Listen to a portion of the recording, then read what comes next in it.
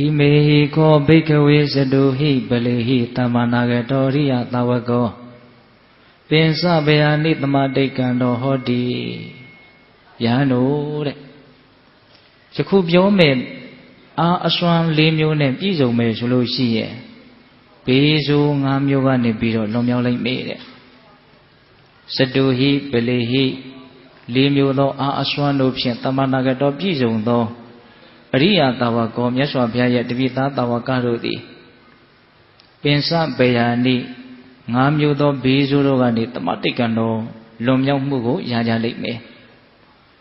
Kon a limyo ne piso ye Biso ngam yoga ni lomyo kunyame Edi kon a limyo ga barido soro Nabade Pinya bala Pinya bala soraga Adi nyan pinya alima diudo kon a Nak dekat maru uzino yet tandama Ajang jo akang sho Mama kangkang kochang wiban bido Nale dede titade nyan pinya Edi nyan pinya di bilen diniyama Bala kon a vede Pinya bala ne Now nabanne kon a ga bale soro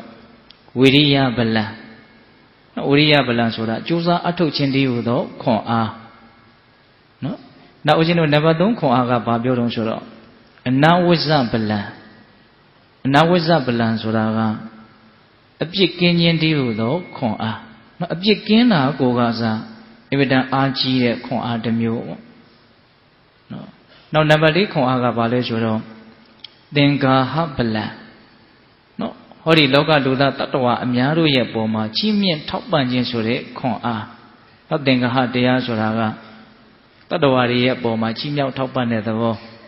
No denga deya liba pita bang tadawano along jabu bade Hola Ado kon a li myo ko myaswa bhyaga Sasa jin edro madika li kin bhyade bo no Dima adesik myaswa bhya set biro ho bade Da kon a li myo ga bale soro pinya bala Adi nyan pinya lima di udo kon a Wiriya bala Jusa atuk chindi udo kon a Anawazza bala Apik kinyin di udo kon a Denga ha bala Loka luda tatwa amya ye poma Chimyen taupan naine sore kon a Bana myo le bya Le myo Edi kon a le myo ko Adesik nale mu pisong ang myaswa bhya ko rodain adibe phun pyade Pinya bala Adi nyan pinya kon a sora bale Wiriya bala Jusa atuk chin sore kon a sora bago pyoda le Anawazza bala Apik kin de sore kon a ga bago pyoda le Denga ha bala Loka luda tatwa mya ko chimyen taupan ne sore kon a ga bago pyoda le Eda ko pita pang tadawano dikini nya adesik No kong kong na le ang Nayo jinyo jayame no Dikini pyo me ajang yaga Ho ganan ayi dwe apyen Nene myaare lu pyo yame Dajang pita pang tadawano Nene li po biro asay po lume no Kaun ne ko lulwe kuku ne Sho sho shu shu wen twa me teyaro maho No Tadi wiriya li ne Tamadi li tha biro Tadi cha cha li nasay thong ma Asisin deja ko ye kaun ne ko wen ma ho laဒါကြောင့်ဦးဇင်းတို့ကလည်းပဲဆွမ်းအားရှိသမျှအားဆိုင်ပြီးတော့ပြောပါမယ်ပိဿပေါင်းသူတော်ကောင်းတို့ကလည်းပဲအလေးအလွတ်မရှိအောင်เนาะအသေးစိတ်ကလေးစီစီစစ်စစ်ကလေးနာယူကြည်ညိုကြဖို့လိုမယ်เนาะအေးအဲ့တော့ခွန်အားဘယ်နှမျိုးလဲဗျာ၄မျိုးပညာဗလံဝိရိယဗလံအနာဝိဇ္ဇဗလံသင်္ကာဟဗလံဟုတ်လားအဲ့ဒီမှာတစ်ခုချင်းကိုမြတ်စွာဘုရားအသေးစိတ်ဟောပါတယ်ပညာဗလံအတိဉာဏ်ပညာအလိမ္မာခွန်အားဆိုတာဘာကိုပြောတာလဲဆိုရင်တဲ့ပိဿပေါင်းသူတော်ကောင်းတို့နားလည်မှုကိုရှေ့ရှုပြီးတော့ရှင်းရှင်းလင်းလင်းပဲဦးဇင်းတို့ပြောကြရအောင်ဟုတ်လားအေးအတိဉာဏ်ပညာအလိမ္မာဆိုတဲ့ခွန်အားနဲ့ပတ်သက်ပြီးတော့မြတ်စွာဘုရားကတိတဲ့တိလိုက်တဲ့အရာကို၅တွဲဟောတယ်ဟုတ်လားဘယ်နဲ့တွဲဟောတယ်၅တွဲဟောတယ်အဲ့ဒါပိဿပေါင်းသူတော်ကောင်းတို့အသေးချာမှတ်ရမယ်နံပါတ်1ကုသိုလ်နဲ့အကုသိုလ်ကိုကောင်းကောင်းသိရမယ်နော်ပညာခွန်အားဆိုတာနံပါတ်1ကုသိုလ်နဲ့အကုသိုလ်ကိုကောင်းကောင်းသိရမယ်နော်ဒါကကောင်းကျိုးချမ်းသာကိုဖြစ်စေတဲ့အရာဒါကတော့ဆင်းရဲဒုက္ခကိုဖြစ်စေတဲ့အရာလို့ကောင်းမှုနဲ့မကောင်းမှုကိုကောင်းကောင်းပိုင်းခြားဝေဖန်ပြီးတော့သိရမယ်ဒါကပြောမယ်ဆိုရင်လည်းအလွန်ကျေပြတ်မှာလေနော်ကောင်းမှုဆိုတာကာယကံကောင်းမှုဝစီကံကောင်းမှုမနောကံကောင်းမှုရှိတယ်မကောင်းမှုဆိုတာကလည်းပဲကာယကံမကောင်းမှုဝစီကံမကောင်းမှုမနောကံမကောင်းမှုလို့အကျဉ်းများဖြင့်အဲ့ဒါလိုကံ၃ပါးနဲ့ရှင်းပြီးတော့ပြောမယ်ဆိုရင်တော့ပြောလို့မရဘူးလားညာတယ် ဒီနေရာမှာဦးဇင်းတို့ကောင်းမှုနဲ့မကောင်းမှုဆိုတာကနေပယ်ကတော့အလွန်ကျယ်ပါတယ်ဟိုဦးဇင်းတို့တန်ရုပ်ပါဠိတော်ထဲမှာဟောထားတာလေးတစ်ခုခေါင်းထဲမှာအမှတ်ရတယ်ကုသိုလ်လို့မှန်မှန်ကန်ကန်ပြောကျင်တယ်ဆိုရင်និဝရဏတရား၅ပါးကိုတတိပဋ္ဌာန်တရား၄ပါးကိုကုသိုလ်လို့ပြောလိုက်ပါတဲ့တတိပဋ္ဌာန်တရား၄ပါးသည်တက်တက်သောကုသိုလ်ကောင်းမှုဖြစ်တယ်တဲ့အကုသိုလ်လို့မှန်မှန်ကန်ကန်ပြောကျင်တယ်ဆိုရင်တော့និဝရဏတရား၅ပါးကိုအကုသိုလ်လို့ပြောလိုက်ပါတယ်និဝရဏတရား၅ပါးသည်တက်တက်သောအကုသိုလ်တရားဖြစ်တယ်ဟောအဲ့ဒါပိဋကပေါင်းသူတော်ကောင်းတို့ကုသိုလ်နဲ့အကုသိုလ်ဆိုတာတကယ်စဉ်းစားကြည့်မယ်ဆိုရင်နေပေမကျယ်ဘူးလားကျယ်တယ်အဲ့ဒါမြတ်စွာဘုရားကဒီမှာပညာရဲ့အဓိပ္ပာယ်ကိုစပြီးတော့ဖွင့်ပြပညာဗလံပညာဆိုတဲ့ခွန်အားဆိုတာဘာပြောတာတော့နံပါတ်1ကုသိုလ်နဲ့အကုသိုလ်ကိုကောင်းကောင်းသိရဒီလောက်ပဲဦးဇင်းတို့ပြောဖို့အချိန်ရမယ်ဟုတ်လားနောက်နံပါတ်2အတွဲကြတော့ဘာပြောတော့ဒီကုသိုလ်နဲ့အကုသိုလ်ကတော့အခြေခံပါပဲနံပါတ်2ပြောထားတဲ့တရားအတွဲကဘာလဲဆိုတော့တာဝိဇ္ဇအနဝိဇ္ဇတာဝိဇ္ဇဆိုတာအပြစ်ရှိတဲ့တရားအနဝိဇ္ဇဆိုတာအပြစ်မရှိတဲ့တရားဘယ်တရားတွေကအပြစ်ရှိတယ်ဘယ်တရားတွေကတော့အပြစ်မရှိဘူးဘယ်လိုလုပ်ရင်တော့အပြစ်ရှိတယ်ဘယ်လိုပြောရင်တော့အပြစ်ရှိတယ်ဘယ်လိုတွေးရင်တော့အပြစ်ရှိတယ်ဘယ်လိုလုပ်ရင်ဘယ်လိုပြောရင်ဘယ်လိုတွေးရင်တော့အပြစ်မရှိဘူးလို့ဟောကိုလုပ်တဲ့အလုပ်တွေနဲ့ပတ်သက်ပြီးတော့အပြစ်ရှိတဲ့တရားအပြစ်မရှိတဲ့တရားကိုပိုင်းခြားဝေဖန်ပြီးတော့သိရမယ်အဲ့ဒီနေရာမှာဦးဇင်းတို့ဒီအပြစ်ရှိတယ်အပြစ်မရှိဘူးဆိုတာကဘာနဲ့တိုင်းတာရမှာလဲဘလို့ဝေဖန်ရမှာလဲဘလို့ဆုံးဖြတ်ရမှာလဲစဉ်းစားတယ်မရှိဘူးလားရှင်နော်လောကီလောကတော့ဥပဒေပညာရှင်တွေကအမျိုးမျိုးတိုင်ပင်စည်းဝေးပြီးတော့ဒါလုပ်လို့ရှိရင်တော့အပြစ်ရှိတယ်ဘလို့ပြစ်ဒဏ်တွေစီမံချမှတ်မယ်ဟောဒီလိုမျိုးတိုင်ပင်ပြီးတော့ဆုံးဖြတ်ကြတာတွေရှိတယ်ပေါ့ဒါကဥရှင်တို့တဘာဝတရားနဲ့ပတ်သက်တာဆိုတော့တစုံတစ်ယောက်ကဒါကိုအပြစ်လို့ပြောလိုက်လို့အပြစ်ဖြစ်သွားတာမျိုးမဟုတ်ဘူးတစုံတစ်ယောက်ကအပြစ်လို့ပြောသည်ဖြစ်စေအပြစ်မဟုတ်ဘူးလို့ပြောသည်ဖြစ်စေပင်ကိုယ်ကအပြစ်ရှိတဲ့တရားသည်အပြစ်ရှိမယ်အပြစ်မရှိတဲ့တရားသည်အပြစ်မရှိဘူးဒါနဲ့အပြစ်ရှိတယ်အပြစ်မရှိဘူးဆိုတာကိုဘယ်လိုတိုင်းတာမလဲဘယ်လိုဝေဖန်ရမှာလဲနော်အလွန်အခြေခံကြတဲ့ဦးဇင်းတို့မှတ်သားစရာလေးပေါ့မိမိသူတစ်ပါးနှစ်ဦးသားကိုထိခိုက်စေတယ်ဆိုရင်အဲ့ဒါအပြစ်ရှိတယ်တဲ့ဒီချာမှတ်နော်မိမိသူတစ်ပါးနှစ်ဦးသားကိုထိခိုက်စေတယ်ဆိုရင်အဲ့ဒီအလုပ်အဲ့ဒီအပြောအဲ့ဒီအတွေးအပြစ်ရှိတယ်ဟုတ်လားမိမိသူတစ်ပါးနှစ်ဦးသားကိုမထိခိုက်စေဘူးဆိုရင်အဲ့ဒီအလုပ်အဲ့ဒီအပြောအဲ့ဒီအတွေးအပြစ်မရှိဘူးဟောသူကလည်းပြောမယ်ဆိုရင်လည်းမကျေဘူးလားဗျကြည့်တယ်နော်ဒါဦးဇင်းတို့ဘာကိုပြောနေတာလဲဆိုတော့ပညာဗလကိုပြောနေတာနော်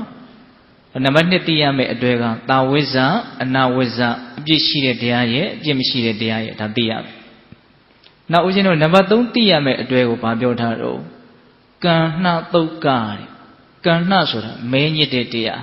သုတ်ကဆိုတာဖြူရှင်တဲ့တရားဒီတရားတွေကတော့မဲညစ်တယ်မတန့်ရှင်းမှုမစင်ကြယ်ဘူးညှဉ်းနှွမ်းတဲ့တရားတွေဒီတရားတွေကတော့တန့်ရှင်းတယ်ဖြူရှင်တယ်ဟောအဲ့လိုမဲတဲ့တရားနဲ့ဖြူတဲ့တရားကိုလည်းပိုင်းခြားပြီးတော့သိရမယ်အကျဉ်းမြတ်ဖြစ်တော့ကုသိုလ်နဲ့အကုသိုလ်ကိုပဲရည်ညွှန်းတယ်လို့အကျဉ်းမြတ်မှတ်နိုင်ပါတယ်သို့တော်လည်းပဲမြတ်စွာဘုရားကအမျိုးမျိုးဝဟရတွေသုံးပြီးတော့နားလည်မှုတွေကျေပြန့်အောင်မြတ်စွာဘုရားဟောတယ်လို့အဲ့လိုလည်းမှတ်ရမယ်ပေါ့ဟုတ်လားအဲ့တော့ပညာခွန်အားဆိုတာနံပါတ်3သိရမယ်အတွဲကံနှသုတ်ကမဲညစ်တဲ့တရားဖြူရှင်တဲ့တရားဒါကိုသိရမယ်တဲ့နောက်ကိလေသာတွေဆိုရင်ဒါမဲညစ်တဲ့တရားတွေလို့သိရမယ်ပေါ့ဟုတ်လားထိုကိလေသာမှလွတ်မြောက်ပြီးတော့နော်အလောဘအဒေါသအမောဟပြတ်ထန်းတဲ့ဒီလိုကောင်းမွန်တဲ့နော်ဓာတ်တဘာဝတွေဆိုရင်တော့ဒါတုတ်ကဖြူရှင်တဲ့တရားတွေလို့ဒီလိုမှတ်ရမယ်ပေါ့နော်အကျဉ်းများဖြင့်လောဘဒေါသမောဟသည်ကံဏမဲညစ်တဲ့တရားအလောဘအဒေါသအမောဟသည်တုတ်ကဖြူရှင်တဲ့တရားနော်အလောဘဆိုတာဆွန့်လွတ်ခြင်းသဘောအဒေါသဆိုတာကမေတ္တာသဘောအမောဟဆိုတာကပညာသဘောဒီလောက်တော့ပိဋကတို့သိမယ်လို့ထင်ပါတယ်ဟုတ်လားအေးအဲ့တော့ဦးဇင်းတို့နံပါတ်3သိရမယ့်အတွဲကဘာလဲတော့ကံဏသုတ်ကမဲညစ်တဲ့တရားဖြူရှင်တဲ့တရားဘယ်နှတွဲပြည့်အောင်ပြောမှာ5တွဲပြောမှာနော်အခု3တွဲရှိသွားပြီကုသိုလ်နဲ့အကုသိုလ်တာဝိဇ္ဇနဲ့အနာဝိဇ္ဇခုကံဏနဲ့သုတ်ကဟုတ်လားနောက်4ခုမြောက်သိရမယ့်အတွက်ကိုကျွန်တော်ဘာပြောထားတော့နော်သေဝိတ္တပနဲ့အသေဝိတ္တပသေဝိတ္တပဆိုတာအကျိုးရှိလွန်းလို့မှီဝဲထိုက်တဲ့တရား မိမိတန်တမှာဖြစ်စေတဲ့တရားနော်မှီဝဲထိုက်တဲ့တရားအသေဝိတ္တပဆိုတာကမမှီဝဲထိုက်တဲ့တရားဒီနေရာမှာပိဿပေါင်းတော်တို့မှီဝဲတယ်ဆိုတဲ့စကားလုံးလေးသူလည်းပဲပြောမယ်ဆိုရင်အဓိပ္ပာယ်မကျေဘူးလားကျေတယ်နော်ကောင်းမြတ်လွန်းလို့မှီဝဲထိုက်တယ်ချိုးဝါလွန်းလို့မှီဝဲထိုက်ဘူးဒါကြောင့်ဘဝမှာဘယ်လိုတရားတွေကိုမိမိတို့မှီဝဲတဲ့တယ်လဲဘယ်လိုတရားတွေကိုမမှီဝဲသင့်ဘူးလဲပို့ပြီးတော့ရှင်းအောင်ပြောရင်တော့ဘယ်လိုတရားတွေကိုဖြစ်စေသင့်တယ်လဲဘယ်လိုတရားတွေနဲ့အတူနေသင့်တယ်လဲဘယ်လိုတရားတွေကိုမဖြစ်စေသင့်ဘူးလဲဘယ်လိုတရားတွေနဲ့အတူမနေသင့်ဘူးလဲမှီဝဲတယ်ဆိုတာကိုယ်နဲ့အတူတကွပေါင်းဖော်ရှင်တွဲပြီးတော့နေလိုက်တာမျိုးဒီလိုအဓိပ္ပာယ်မသက်ရောက်ဘူးလားသက်ရောက်တယ်ဒါကြောင့်သေဝိတ္တပအသေဝိတ္တပမမှီဝဲတိုက်တဲ့တရားနဲ့မှီဝဲတိုက်တဲ့တရားအချင်းချုပ်အဖြစ်အကုသိုလ်တရားတွေဟာမမှီဝဲတိုက်သောတရားကုသိုလ်တရားတွေကတော့မှီဝဲတိုက်သောတရားဒါကိုလည်းပဲပိုင်းခြားပြီးတော့သိရမယ်ဘယ်နှတွဲရှိသွား၄တွဲရှိသွားပြီနော်နောက်နံပါတ်5သိရမယ်အတွေ့အဲ့ဒါကျတော့မြတ်စွာဘုရားဟောထားတာလေးဟာနည်းနည်းလေးစဉ်းစားတရားတွေများလာတယ်ပေါ့ဘာပြောထားတုံးဆိုတော့နာလမရိယာအလမရိယာနာလမရိယာဆိုတာဘာပြောတာလဲဆိုတော့အရိယာဖြစ်ခြင်းကမထိုက်တန်တဲ့တရားနော်အရိယာဖြစ်ဖို့အတွက်ဘာမှကျေးဇူးမပြုနိုင်တဲ့တရားအရိယာဖြစ်ကြောင်းတရားမဟုတ်ဘူးပေါ့ဆိုလိုတာကဟုတ်လားနာလမရိယာဆိုတာအရိယာမဖြစ်စေတဲ့တရားအလမရိယာဆိုတာကအရိယာဖြစ်ခြင်းကထိုက်တန်တဲ့တရားဒီတရားတိုင်းကျင့်ရင်တော့တေချာပေါက်အရိယာဖြစ်မှာပဲဆိုတဲ့တရားမျိုးဒါကိုအလမရိယာနော်အရိယာဖြစ်ခြင်းကထိုက်တန်တဲ့တရားတော့ဆိုလိုတာကအရိယာဖြစ်ဖို့အတွက်ဘယ်လိုကျင့်သုံးရမလဲဘယ်တရားတွေကတော့အရိယာကိုဖြစ်စေတတ်တယ်ဘယ်တရားတွေကတော့အရိယာမဖြစ်စေတတ်ဘူးလို့ဒါကိုပိုင်းခြားပြီးတော့သိရမယ်ဒီနေ့မှာအရိယာဆိုတဲ့စကားလေးကပုထုဇဉ်ဆိုတဲ့စကားလုံးလေးနဲ့တွဲပြီးတော့လူတိုင်းပြောနေကြတာမရှိဘူးလားရှိရနော်ပုထုဇဉ်အရိယာဟုတ်လားအဲ့တော့အရိယာဆိုတဲ့စကားလုံးရဲ့မူရင်းအဓိပ္ပာယ်ကဘယ်လိုရှိလဲနော်အရိယာဆိုတာတန်ရှင်းဖြူရှင်တဲ့သဘောဟုတ်လားအရိယာဆိုတာဘာလဲတန်ရှင်းဖြူရှင်တဲ့သဘောနော်ကိလေသာတရားကတော့ညှဉ်းနှွမ်းကြောင်းတရားတွေပေါ့ကိလေသာထဲမှာအဆိုးဆုံးကိလေသာဖြစ်တဲ့တက္ကာယဒိဋ္ဌိနဲ့ဝိသိကိစ္စဆိုတဲ့အညစ်အကြေးကိုပယ်ရှားနိုင်လို့ရှိရင်ပထမအဆင့်သောတပန်အရိယာဖြစ်သွားတယ်ပေါ့ဟောဖြူရှင်တဲ့နယ်မြေကိုစပြီးတော့ရောက်သွားတယ်ယုံ nant ကိုယုံ nant လို့ပဲသိပြီးတော့ငါသူပုဂ္ဂိုလ်တ attva ဆိုတဲ့ဒီမှားယွင်းတဲ့အယူအဆကိုအမြင့်ပြတ်ဖယ်ရှားသုတ်တင်နိုင်တယ်အဆိုးဝါးဆုံးအညစ်အကြေးကိုဖယ်ရှားနိုင်တဲ့အတွက်ကြောင့်ဖြူရှင်တဲ့နယ်မြေကိုစတင်ပြီးတော့ခြေချနိုင်သွားတယ်ဟုတ်လားအဲ့ဒါဘာဖြစ်သွားအရိယာဖြစ်သွားတာအဲ့ဒါလို့အရိယာဖြစ်ဖို့အတွက်ဘယ်လိုလုပ်ရမလဲဒါအရိယာဖြစ်ကြောင်းတရားဟုတ်သလားမဟုတ်ဘူးလားဆိုတာကိုဘာလို့ရမလို့ပိုင်းခြားပြီးတော့သိရမယ်တဲ့အဲ့ဒါကိုပြောတာနာလမရိယာအလမရိယာအရိယာဖြစ်စေတတ်တဲ့တရားသို့မဟုတ်အရိယာဖြစ်ခြင်းကမစွမ်းနိုင်တဲ့တရားဒါတွေကိုဘာလို့ရမလို့ပိုင်းခြားပြီးတော့သိရမယ်တဲ့ဘယ်နှတွဲရှိသွားလဲ၅တွဲရှိသွားပြီအဲ့ဒီတရားတွေကိုပိုင်းခြားဝေဖန်ပြီးတော့မှန်မှန်ကန်ကန်သိမယ်ဆိုရင်အဲ့ဒါပညာဗလံအသိဉာဏ်ပညာအလိမ္မာတိဟုသောခွန်အားရှိတယ်လို့ဆိုရမယ်တဲ့ဒီနေရာမှာပညာဆိုတာနဲ့ပတ်သက်ပြီးတော့မြတ်စွာဘုရားအဓိပ္ပာယ်ဖွင့်တာအများကြီးစဉ်းစားရကောင်းတယ်နော်ဘဝမှာအလွန်အခြေခံကြတဲ့အရာတွေကိုသိဖို့အရေးကြီးတယ်ဆိုတာကိုညွှန်းဆိုရမရောက်ဘူးလားရောက်တယ်နော်စာမွေးတွေအများကြီးအောင်သူများကပေးတဲ့ပွဲတွေကိုရဒါကိုပညာလို့ဒီနေရာမှာမြတ်စွာဘုရားမပြော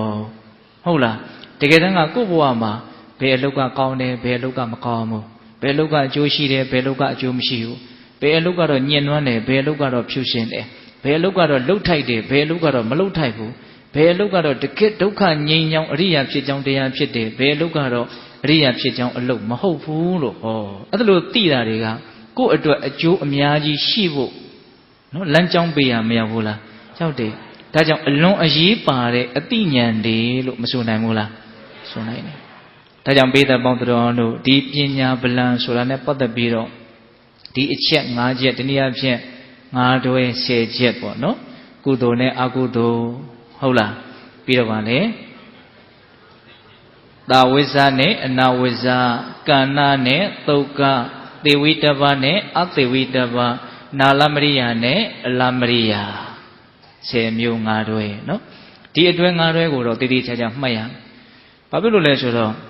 နောက်ပြောမဲ့ဝိရိယဗလံဆိုတာမှလည်းသူနဲ့ကင်ပြီးတော့မြတ်စွာဘုရားဟောဒေသနာယမှာမြတ်စွာဘုရားကအလွန်လိမ္မာကျွမ်းကျင်တာဆိုတော့ဝရိယဆိုတာဘာလဲဆိုတာကိုတခါတည်းရှင်းရှင်းလင်းလင်းဖြစ်သွားအောင်ပညာဗလံနဲ့ကပ်ပြီးတော့ပြောတယ်ခုဒါပညာဗလံရဲ့အကြောင်းကိုသိပြီးပြီလို့ဆိုကြပါစို့နော်ဝရိယဗလံကိုဆက်ပြီးတော့ပြောမယ်နော်ကြိုးစားအထုတ်ခြင်းဆိုတဲ့ခွန်အားသောတော်တော်ကပြောခဲ့တဲ့ဘေး၅မျိုးကိုလွန်မြောက်စေတဲ့ခွန်အား၄မျိုးတည်းကအခုဒုတိယမြောက်ဝိရိယဗလံကိုရောက်သွားပြီဟုတ်လားကြိုးစားအထုတ်တယ်ဆိုတာဘာကိုပြောတာတော့ကြိုးစားအထုတ်မှုတိုင်းကိုမြတ်စွာဘုရားကချီးမွမ်းတာတော့မဟုတ်ဘူးဟုတ်လားဒီနေရာမှာဘယ်လိုဝိရိယမျိုးတည်တာလဲခွန်အားထိုက်တဲ့ဝိရိယလို့ပြောမလဲအဲ့ဒါမြတ်စွာဘုရားဘယ်လိုဟောထားလဲဆိုတော့သောတော်တော်ကအတွေ့၅တွဲကောင်းတာ၅မျိုးမကောင်းတာ၅မျိုးမှတ်မိတယ်နော်ကောင်းတာ၅မျိုးမကောင်းတာ၅မျိုးအဲ့ဒါဝိရိယရဲ့အဓိပ္ပာယ်ကိုအလွယ်မှတ်ချင်လို့ရှိရင်ကောင်းတာ၅မျိုးဖြစ်ဖို့ကြိုးစားတယ်မကောင်းတာ၅မျိုးမဖြစ်ဖို့ကြိုးစားတယ်အဲ့ဒါဝိရိယပဲတဲ့ကဲဘယ်လောက်ရှင်းတော့ဆိုလိုတာကအကုသိုလ်မဖြစ်အောင်ကြိုးစားတယ်ကုသိုလ်ဖြစ်အောင်ကြိုးစားတယ်တာဝိဇ္ဇဆိုတဲ့အပြစ်ရှိတာတွေမဖြစ်အောင်ကြိုးစားတယ်အနာဝိဇ္ဇဆိုတဲ့အပြစ်မရှိတာတွေဖြစ်အောင်ကြိုးစားတယ်ကဏ္ဍဆိုတဲ့မဲညစ်မှုတွေမဖြစ်အောင်ကြိုးစားတယ်သုတ်ကဆိုတဲ့ဖြူရှင်မှုတွေဖြစ်အောင်ကြိုးစားတယ်အတိဝိတ္တပဆိုတဲ့မမှီဝဲလိုက်တဲ့တရားတွေမဖြစ်အောင်ကြိုးစားတယ်တိဝိတ္တပဆိုတဲ့မှီဝဲလိုက်တဲ့တရားတွေဖြစ်အောင်ကြိုးစားတယ်အလမရိယဆိုတဲ့အရိယာဖြစ်ခြင်းကမစွမ်းနိုင်တဲ့တရားတွေမဖြစ်အောင်ကြိုးစားတယ်နော်နာလမရိယဆိုတဲ့အရိယာမဖြစ်အောင်အရိယာဖြစ်အောင်မစွမ်းနိုင်တဲ့တရားတွေမဖြစ်အောင်ကြိုးစားတယ်အလမရိယဆိုတဲ့အရိယာဖြစ်ခြင်းကစွမ်းနိုင်တဲ့တရားတွေမိမိတဏ္ဍာမှာဖြစ်အောင်ကြိုးစားတယ်အဲ့ဒါပါတော့ဝရိယတဲ့ဟောဒါလေးကိုဦးဇင်းတို့ပေးတဲ့ပေါင်းသူတော်ကောင်းတို့အတူမှတ်မယ်ဆိုရင်တော့ကောင်းတာတွေဖြစ်အောင်ကြိုးစားတယ်မကောင်းတာတွေမဖြစ်အောင်ကြိုးစားတယ်ကြိုးစားအထောက်မှုဘယ်နှမျိုးလဲ2မျိုးဒီနေ့မှာဦးဇင်းတို့ပေးတဲ့ပေါင်းသူတော်ကောင်းတို့ဒီဝရိယဆိုတာနဲ့ပတ်သက်ပြီးတော့ပြောလာတိုင်းတမ္မာဝါယမလို့အမည်ရတဲ့သမ္မပဒံလုံလဝရိယအကြောင်းကိုတော့သိသင့်တယ်ဟုတ်လားသမ္မပဒံကြားဦးတယ်နော်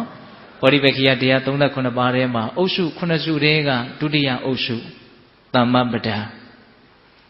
အဲ့ဒီသမ္မပဒံဆိုတဲ့စကားလုံးလေးကစိတ်ဝင်စားစရာကောင်းတယ်သမ္မာဆိုတဲ့စကားလုံးရဲ့ပဓာနဆိုတဲ့စကားလုံးရဲ့ဒီစကားလုံးနှလုံးပေါင်းထားတာသမ္မာပဓာနအဲ့ဒါကိုသမ္မပဒံလို့ရေးတာတမ္မာဆိုတာကကောင်းမွန်စွာ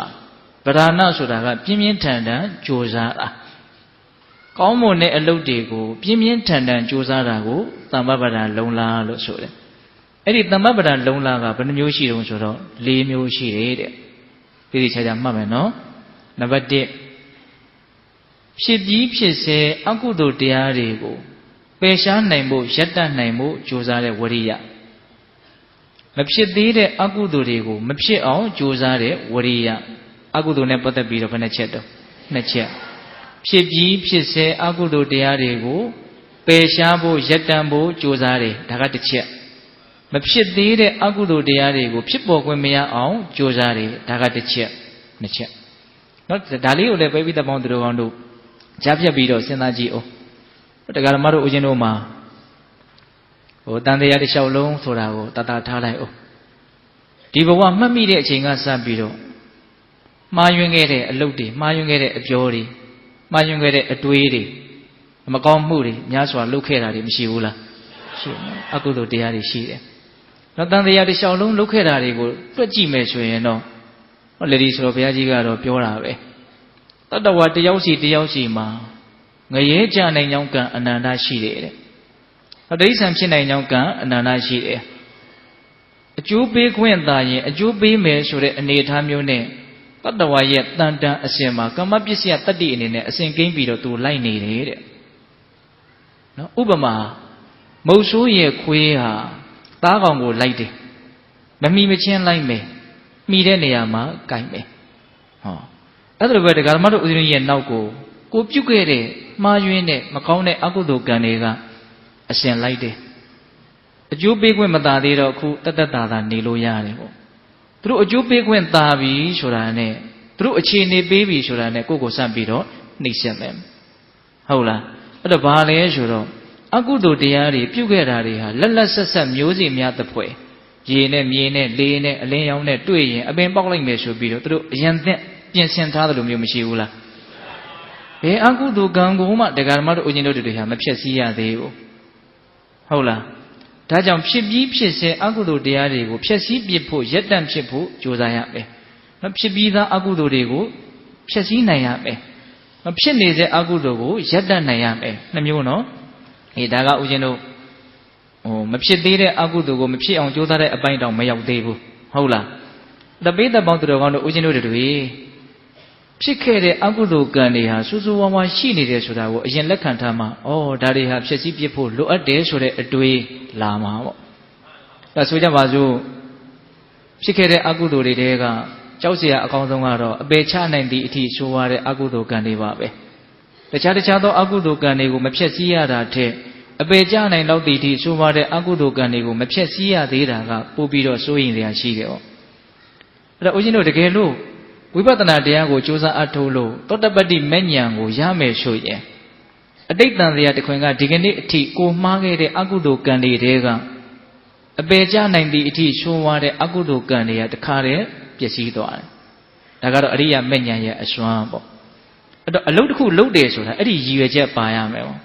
့နော်ဖြစ်ပြီးသားအကုသိုလ်တရားတွေကိုဖျက်ဆီးနိုင်ဖို့အတွက်ငါလုပ်တဲ့အလုပ်ကအထောက်အကူပြုရလားဒါမစဉ်းစားသင့်ဘူးလားစဉ်းစားသင့်တယ်အဲ့ဒီလိုကြိုးစားတာအဲ့ဒါပထမသမ္မပဒံလုံလဝရိယနော်ဖြစ်စေအကုသိုလ်တရားကိုရက်တတ်နိုင်ရမယ်တဲ့ဒါလည်းပဲပိဋကပေါင်းသူတော်ကောင်းတို့အရေးကြီးတာပဲလောလောဆယ်အကုသိုလ်ဖြစ်တယ်ဆိုရင်ငါ့ကိုဒုက္ခပေးမယ်ရာတတိယလိုက်တာနဲ့ဒါကိုရက်နိုင်အောင်ကြိုးစားရမယ်ပေါ့အဲ့ဒါနံပါတ်1သမ္မပဒံလုံလဝရိယရဲ့အတိပ္ပယ်ကိုပြောပြတာနောက်နံပါတ်2သမ္မပဒံလုံလဝရိယကဘာလဲမဖြစ်သေးတဲ့အကုသိုလ်တရားတွေမဖြစ်အောင်ကြိုးစားတာဒါလည်းအရေးကြီးတာတရားဓမ္မတို့ဦးဇင်းတို့တွေမှာမဖြစ်သေးတဲ့အကုသိုလ်တရားတွေဖြစ်လက်တန့်နေမရှိဘူးလားတဲ့ပြောရရင်လိုချင်စရာတွေနဲ့တွေ့ရင်လောဘတွေကဖြစ်အောင်မှာမကျေနပ်စရာတွေနဲ့တွေ့ရင်ဒေါသတွေကဖြစ်အောင်မှာအဲ့ဒီလောဘဒေါသအားလျော်စွာပြောကြအောင်မှာလုပ်ကြအောင်မှာဟုတ်တယ်မဟုတ်လားအကုသိုလ်ကံတွေကအခွင့်တင်တိုင်း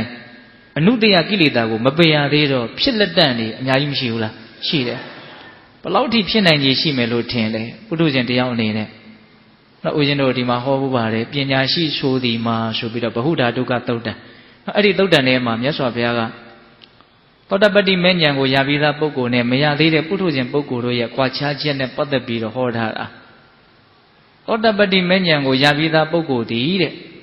မေသက်เสียအကြောင်းမရှိဘူးအဖေသက်เสียအကြောင်းမရှိဘူးယဟနာသက်เสียအကြောင်းမရှိဘူးဘုရားကိုသွေးစည်းတိတ်အောင်စေတနာနဲ့တကွာပြုလုပ်เสียအကြောင်းမရှိဘူးတန်ခါသင်္ခွဲเสียအကြောင်းမရှိဘူးပြင်စံတဲ့တရားကံ၅ပါးနောက်တစ်ပါးကြံသေးတယ်မြတ်စွာဘုရားမှတပါးတခြားဘယ်လိုပုဂ္ဂိုလ်ကိုမှဆရာအဖြစ်နဲ့ညွှန်ပြเสียအကြောင်းမရှိဒီနေ့မှာဆရာဆိုတာကတန်တရားဝိဆင်းရဲကလွတ်မြောက်ရေးအတွက်ညွှန်ကြားနိုင်တဲ့ဆရာကိုရည်ညွှန်းတာပါဟုတ်လား6မျိုးနော်အဲ့ဒီသောတပတ္တိမဉ္ဇဉ်ကိုမရသေးတဲ့တရားဓမ္မတို့ဦးဇင်းတို့ပုထုဇဉ်တွေကတော့အဲ့ဒီ6မျိုးလုံးဖြစ်နိုင်ခြေရှိသေးတယ်နော်အမေသက်မဲ့ဆိုရင်တတ်နိုင်စရာအကြောင်းရှိတယ်အဖေသက်မဲ့ဆိုရင်တတ်နိုင်စရာအကြောင်းရှိတယ်နော်အကြောင်းရှိကြလို့လည်းပဲဒါသတင်းသားတွေထဲမှာသတင်းတွေထဲမှာနော်အဖေသက်တဲ့သတင်းအမေသက်တဲ့သတင်းတွေကြားနေကြရတာပေါ့ဟုတ်တယ်မဟုတ်လားအဲ့တော့ဆိုလိုတာကမဖြစ်သေးတဲ့အကုသိုလ်တရားတွေမဖြစ်အောင်ကြိုးစားမယ်ဆိုတဲ့နေရာမှာလည်းပဲအပေချနိုင်သည့်အထိဆိုးဝါးတဲ့အကုသိုလ်တွေကတော့အ ਨੇ ဆုံးမဖြစ်အောင်ငါလုံးမဖြစ်မယ်ဆိုတာမျိုးမတွေးသင့်ဘူးလားတွေးသင့်တယ်အဲ့ဒါတကယ်လို့သောတပတ္တိမဉ္ဇဉ်ရမယ်ဆိုရင်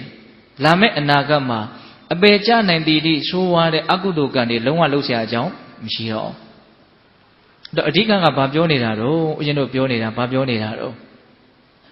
့ဖြစ်ပြီးဖြစ်စေအကုသိုလ်တရားတွေပယ်ဖို့ကြိုးစားတာကလည်းကြိုးစားဖို့ဆိုတာကလည်းပဲတက္ကာယဒိဋ္ဌိကိုပယ်ဖို့ပဲအဓိကရည်ညွှန်းတ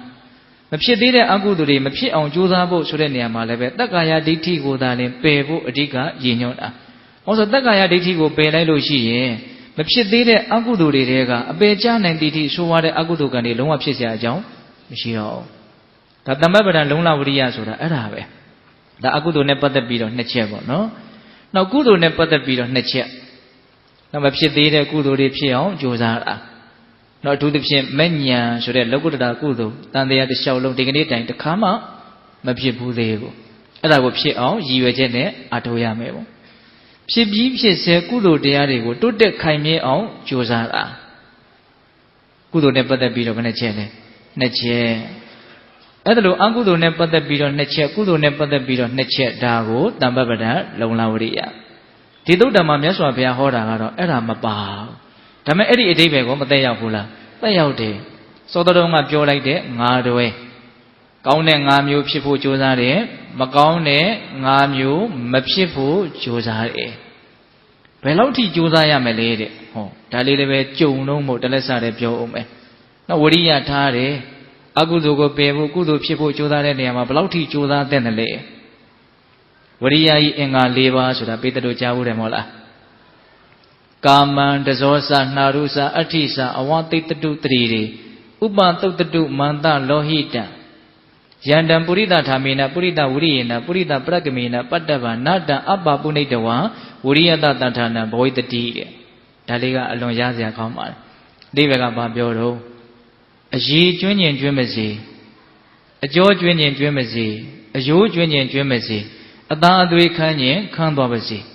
ယောက်ျားတို့ရဲ့ဇွဲလုံးလယောက်ျားတို့ရဲ့အာအစွမ်းတတ္တိကိုထုတ်ပြီးတော့သုံးလို့ရနိုင်မဲ့တာမှန်မယ်ဆိုရင်ဒါကိုမရမချင်းဘယ်တော့မှဝရိယကိုမလျှော့ဘူးဆိုတဲ့ဝရိယတဲ့အင်္ဂါ၄ပါးနဲ့ပြည့်စုံတဲ့ဝရိယဆိုတာအဲ့ဒါတဲ့နော်အရေးကျွင်းကျင်ကျွင်းမစေအကျော်ကျွင်းကျင်ကျွင်းမစေအယိုးကျွင်းကျင်ကျွင်းမစေအသာအသွေးခန်းကျင်ခန်းမစေကြိုးစားလို့သာရနိုင်မယ်ဆိုရင်မရမချင်းဘယ်တော့မှမလျှော့ဘူးဆိုတဲ့ဝရိယတဲ့ဟုတ်လားဒါကြောင့်ပိဋကပေါင်းသူတော်ကောင်းတို့ဝရိယဗလံကြိုးစားအထုတ်တဲ့ခွန်အားဆိုတာနဲ့ပတ်သက်ပြီးတော့ဒါဦးဇင်းတို့နည်းနည်းလေးကြည်ကြည်ပြန့်ပြန့်ပြောလိုက်ပါတယ်ဟုတ်လားတော့ဘေး၅မျိုးကနေလွတ်ချင်တယ်ဆိုလို့ရှိရင်အာအစွမ်းဘယ်နှမျိုးရှိရမလဲ၄မျိုးရှိရမယ်အခုဘယ်နှမျိုးပြောပြီးသွားပြီတော့2မျိုးပြောပြီးသွားပြီနော်ပညာဗလံဆိုတဲ့အသိဉာဏ်ပညာခွန်အားဝရိယဗလံဆိုတဲ့ကြိုးစားအထုတ်မှုခွန်အားဒီနေ့တရားကဇလန်းတွေဝတ္ထုတွေအဲ့လိုစိတ်ဝင်စားစရာနော်တတလေးစီးမျောပြီးတော့နားထောင်ပြီးတော့နားလည်သွားမယ့်အရာသိမပါဘူးဟုတ်လားအကြောင်းအရာအချက်လက်တွေများနေတယ်နော်ဒါကြောင့်နည်းနည်းလေးပို့ပြီးတော့အားစိုက်စေခြင်းနဲ့ပို့ပြီးတော့စိတ်ဝင်စားစေခြင်းနဲ့ဟုတ်လားတော့ဦးဇင်းတို့တတိယပြောမဲ့ခွန်အားအဲ့ဒါကတော့နည်းနည်းလေးမှတ်သားရတာလွယ်တယ်အနာဝိဇ္ဇဗလံအပြစ်ကင်းခြင်းဆိုတဲ့ခွန်အားအဲ့တော့အပြစ်ကင်းခြင်းဆိုတဲ့ခွန်အားကိုဘာပြောထားတုံးဆိုတော့မြတ်စွာဘုရားကကာယကအပြစ်ကင်းမှုဝစီကံအပြစ်ကင်းမှုမနောကအပြစ်ကင်းမှုတဲ့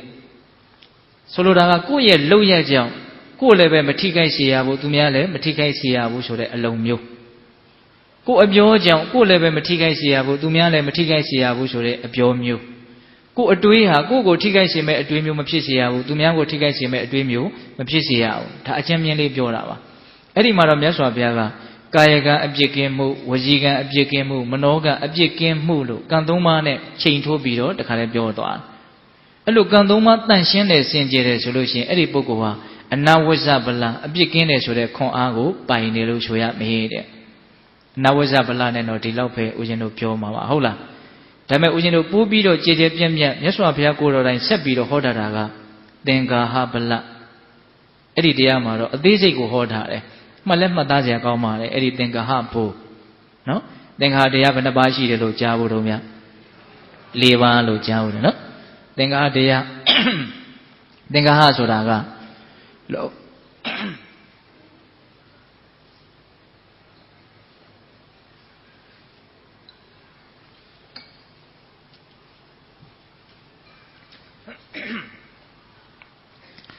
သင်္ကာဟဆိုတာကလောကလူသားတတ္တဝါအများရဲ့ပုံမှာချီးမြှင့်ထောက်ပံ့တဲ့သဘောဒါကိုပါခေါ်တော့သင်္ကာဟ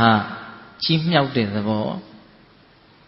သင်္ခါတရား၄ပါးဘာတွေလဲလို့ပြောရင်ရှေ့ကလမ်းကြောင်းပေးရင်တော့သိမယ်ဟုတ်လား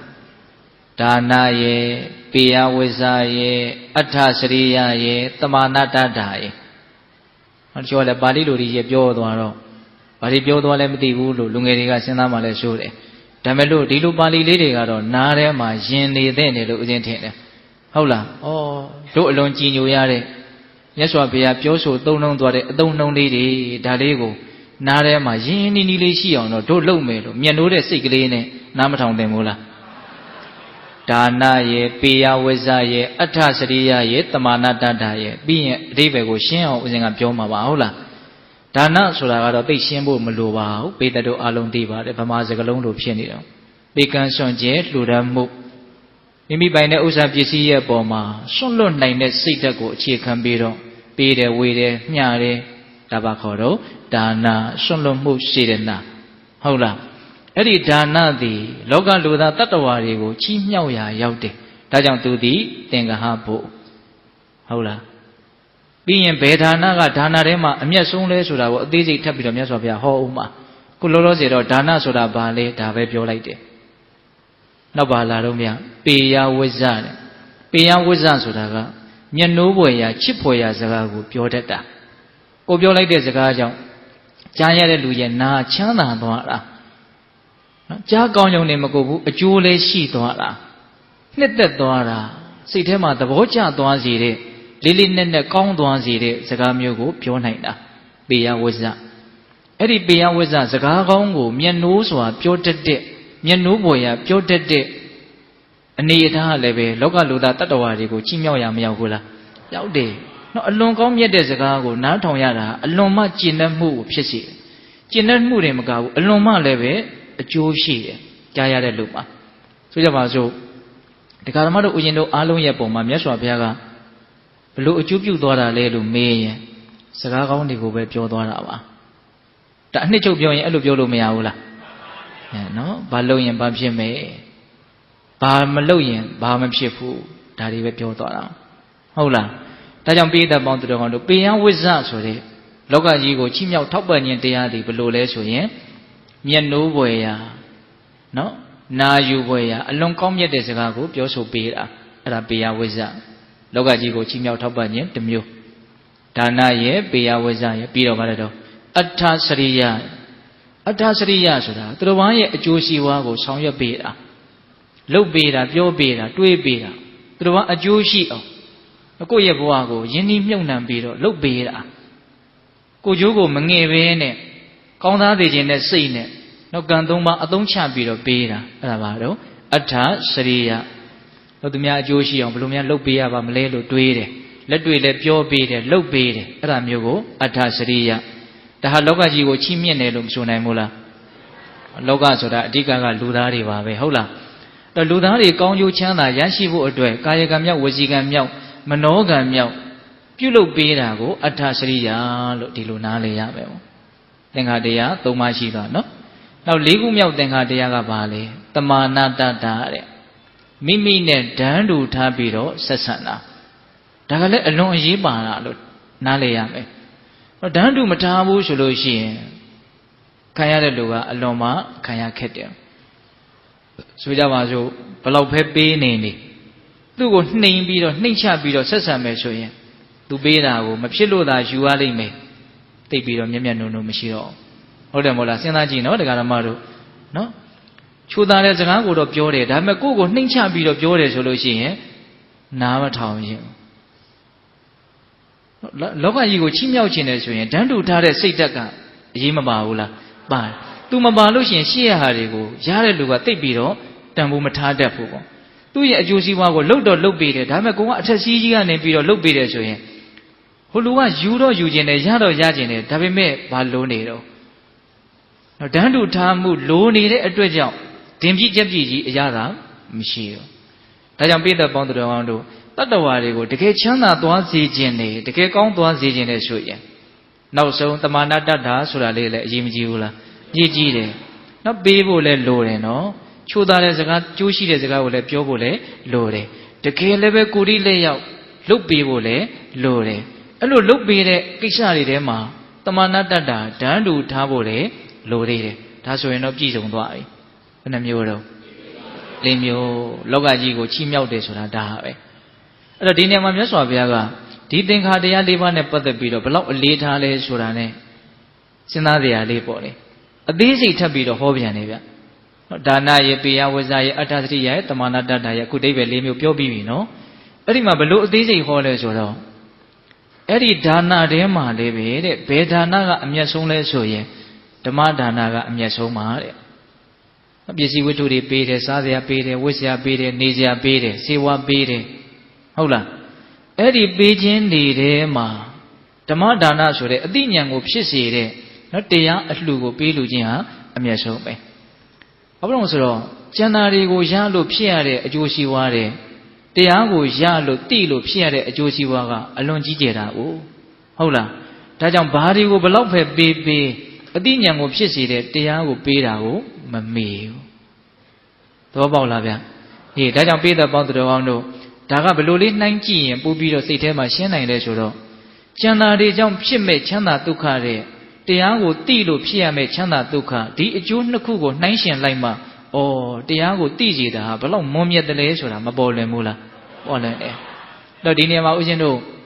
တရားအလှကိုပေးလှဖို့ဆိုတာကကိုယ်တိုင်ပြောတဲ့ဟောတဲ့ဇာတိပေတွေကိုတက်မှဟောလို့ပြောလို့ရတယ်လို့ဒီလိုအောက်မေ့လို့မရကိုလည်းပဲကိုယ်အတိုင်းတာနဲ့ကိုနော်တရားဓမ္မတို့မှာကိုယ့်ရဲ့ဉာဏ်ကလေးရှင်းပြီးတော့သိထားတဲ့အတိလေးတွေကိုယ်အတိုင်းတာနဲ့ကိုလူတိုင်းမှာမရှိဘူးလားရှိတယ်ဟုတ်လားကြည်ကြည်ပြန့်ပြန့်ကြီးမဟုတ်အောင်တောင်မှအကြီးကြီးမဟုတ်အောင်တောင်မှကိုလည်းကိုယ့်ဟာလေးနဲ့ကိုရှင်းရှင်းလင်းလင်းသိထားတာလေးတွေရှိပါတယ်လူတိုင်းမှာဟုတ်လားအဲ့ဒါလေးတွေကိုအ ਨੇ ဆုံးကိုမိသားစု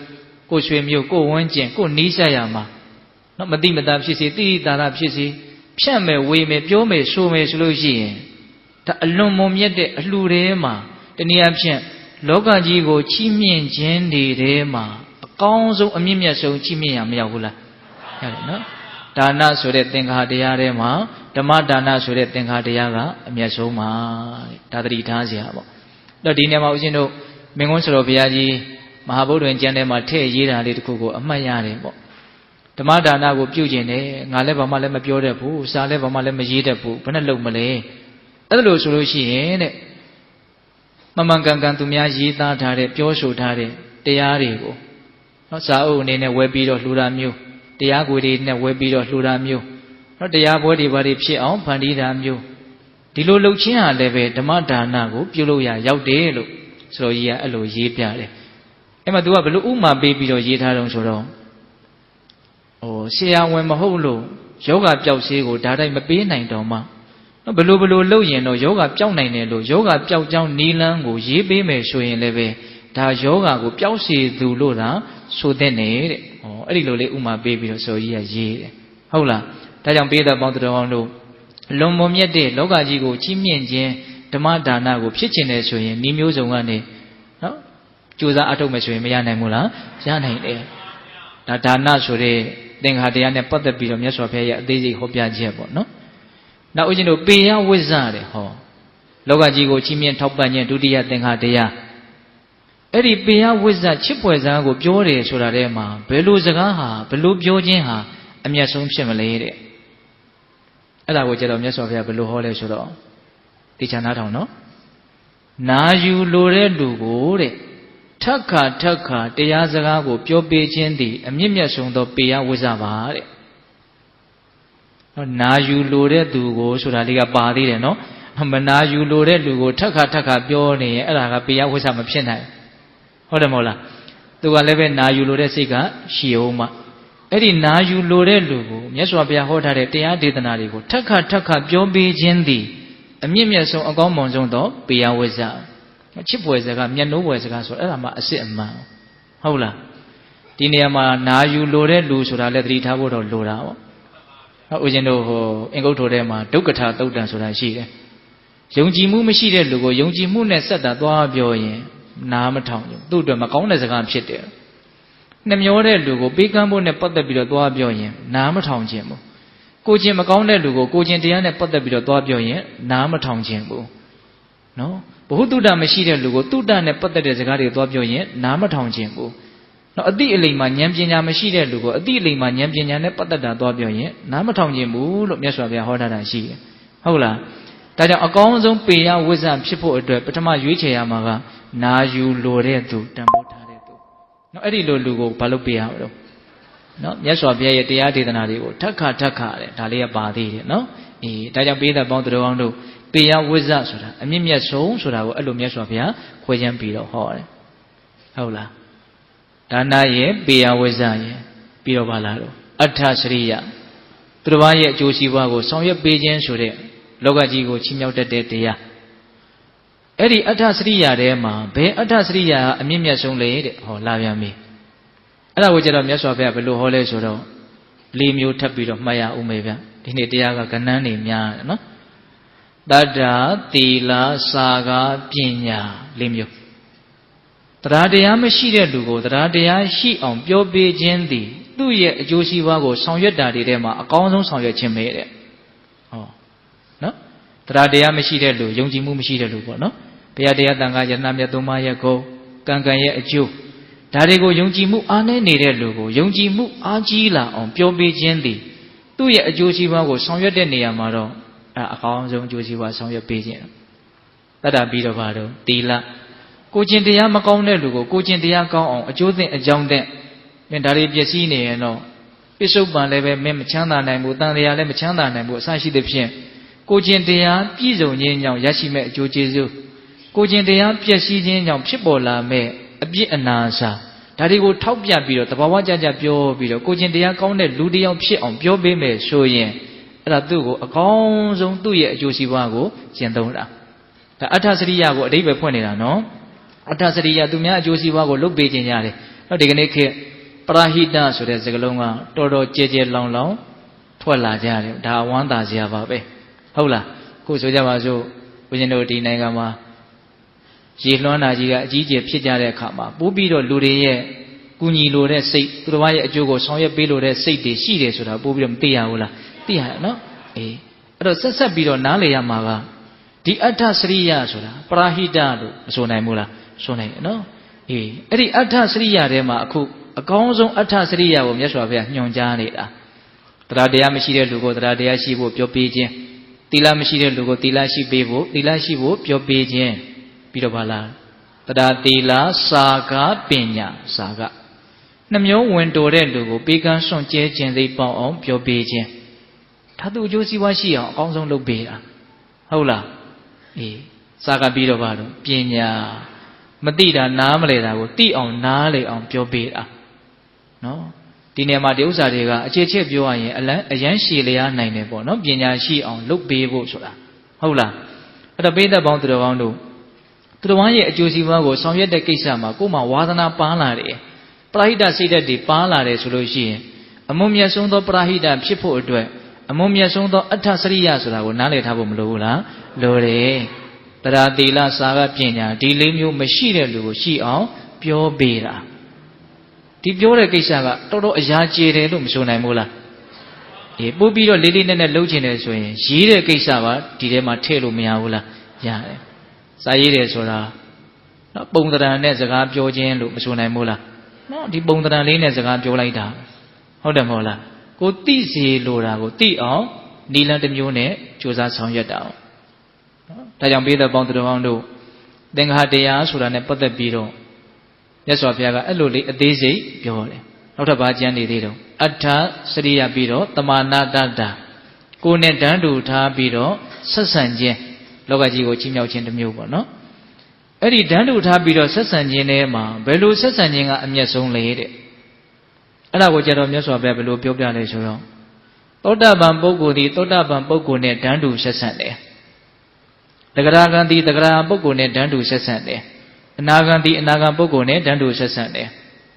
ယန္တာပုဂ္ဂိုလ်ဒီယန္တာပုဂ္ဂိုလ်နဲ့တန်းတူထားပြီးတော့စိတ်ထားပြီးတော့ဆက်ဆံတယ်ဒါအမြင့်မြတ်ဆုံးသောတန်းတူထားခြင်းပဲလို့အဲ့ဒါလိုဟောတယ်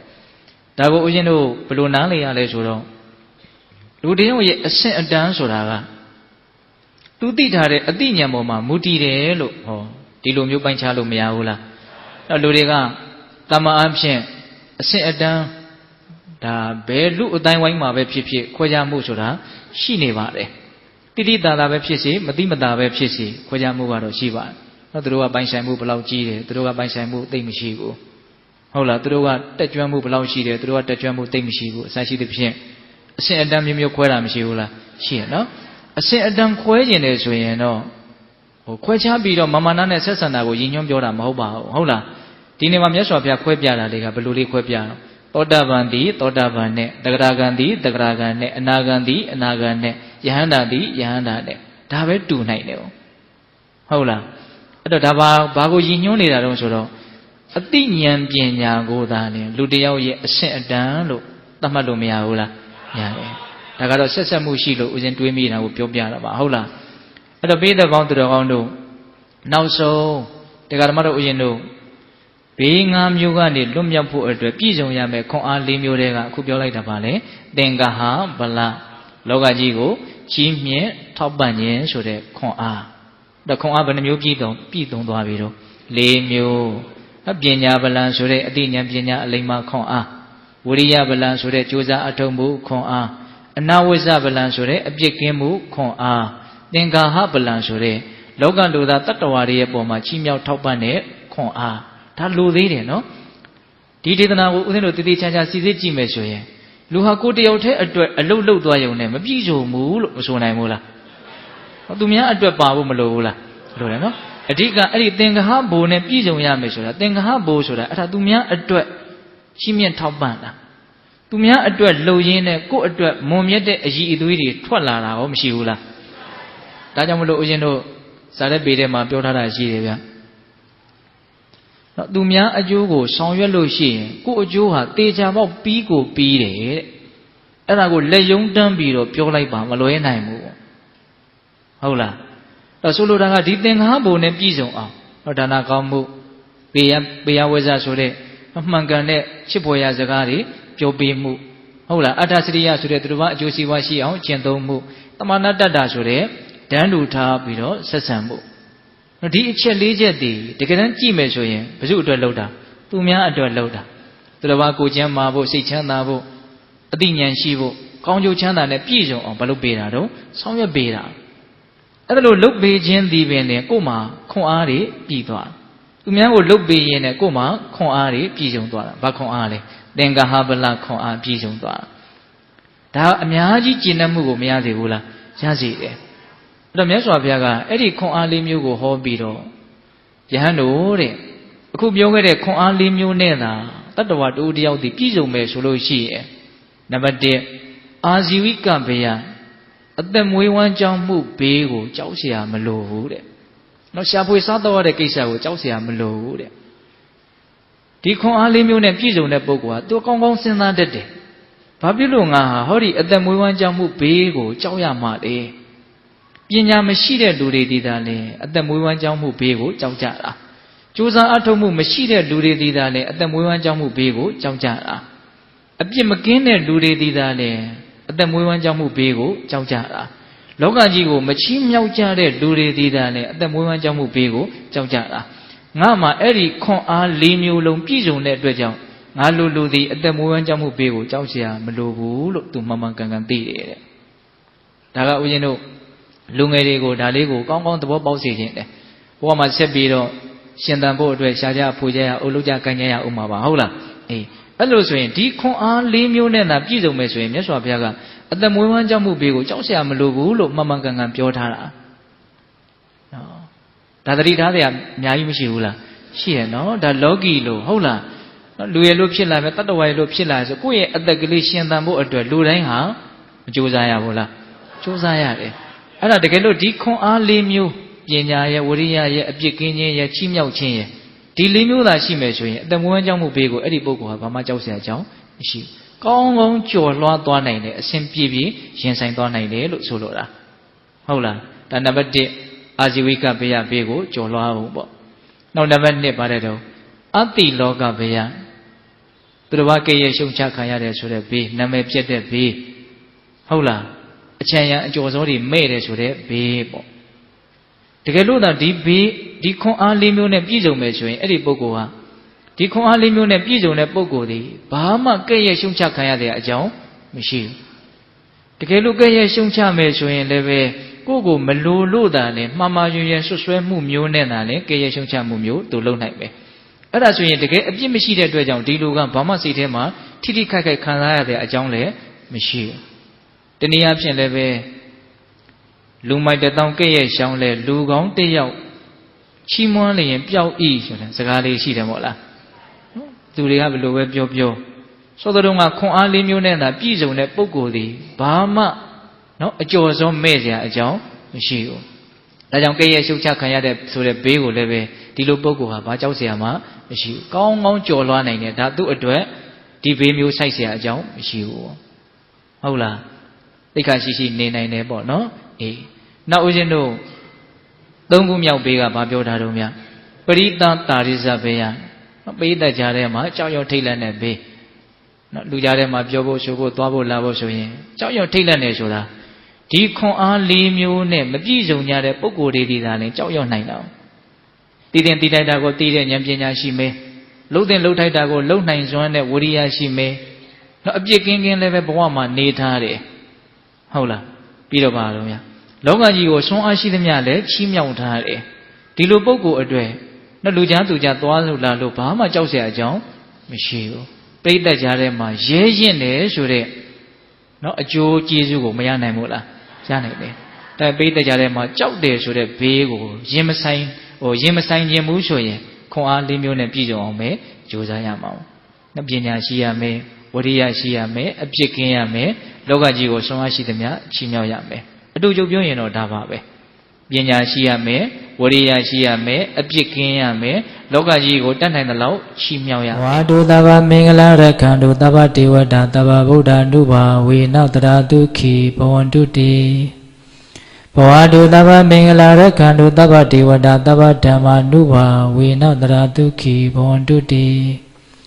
ဘဝတုတဗ္ဗမင်္ဂလာရခန္တုတဗ္ဗဒေဝတာတဗ္ဗသံဃာ ानु ဘာဝေနတရာတုခိဘဝန္တုတိ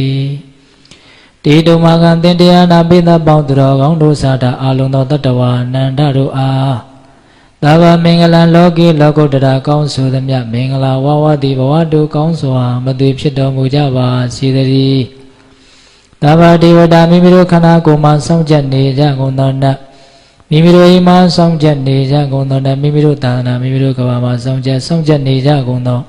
နတ်မြတ်နာကောင်းနာပေါင်းတို့ကလည်းပဲရက်ခါတို့ကောင်းစွာမသွေဆောင်ရှောက်တော်မူနိုင်ကြပါစေတည်းသာဝဗုဒ္ဓ ानु ဘာဝေနကင်္ဂဝါလိုသဲစုမကပွင့်တော်မူကြတဲ့သုသုတ္တဘာဘုရားရှင်ကိုယ်တော်မြတ်တို့ရဲ့တကုတေဇောအာနုဘောတော်တို့ကြောင့်၎င်းသာဝဓမ္မ ानु ဘာဝေနမေလီရန်ပူလီရန်နိဗ္ဗာန်ပရိယတိဟုဆိုသောစေတံတော်တရားတော်မြတ်တို့ရဲ့တကုတေဇောအာနုဘောတော်တို့ကြောင့်၎င်းသာဝတံဃာ ानु ဘာဝေနမဂ္ဂတံ၄ရောက်ဖလတံ၄ရောက်ဆိုသောရှေယောတော်ရိယတံဃာရှင်မြတ်တို့နှင့်တကွာတေလကုံသမာဓိကုံပညာကုံတို့နှင့်ပြည့်စုံတော်မူကြတဲ့သမုဒိတံဃာရှင်ကောင်းရှင်မြတ်ပေါင်းတို့ရဲ့တကိုးတေဇောအာနုဘောတော်တို့ကြောင့်၎င်းတရားနေရောညပါပဲခါမဆိုင်ခြင်းရှိတိုင်းဒုက္ခိကိုစိတ်နှပြချမ်းမှာချမ်းသာခြင်းရှိကြကုန်သည်ဘဝတို့ကောင်းစွာမသွေဖြစ်တော်မူကြပါစေတည်း